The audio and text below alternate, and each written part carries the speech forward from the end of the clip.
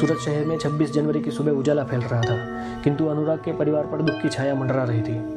Police ने मामले की जांच शुरू की, परंतु कोई सुराग नहीं मिला। अनुराग की बहन आरुषित, जो एक पत्रकार थी, को विश्वास नहीं हो रहा था कि यह मात्र हृदयाघात था। उसने हवेली के इतिहास की खोज शुरू की। पुराने दस्तावेजों से पता चला कि 1950 में गणतंत्र दिवस की पूर्व संध्या पर एक स्वतंत्रता सेनानी नामक रघुनाथ सिंह की हत्या हुई थी। किंवदंती थी कि रघुनाथ की आत्मा न्याय की तलाश में भटकती है, विशेषकर 26 जनवरी की रात्रि में।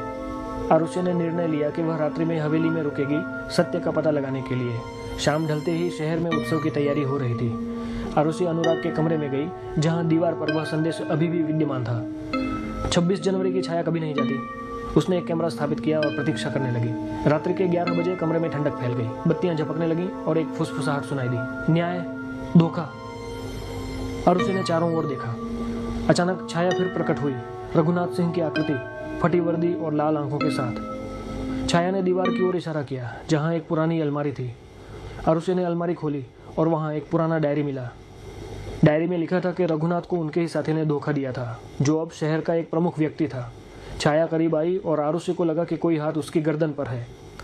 सत्य बताओ, छाया की आवाज़ गूंजी। आरुषि ने चिल्लाया, किंतु बाहर आतिशबाजियों की ध्वनि ने उसकी आवाज़ दबा दी।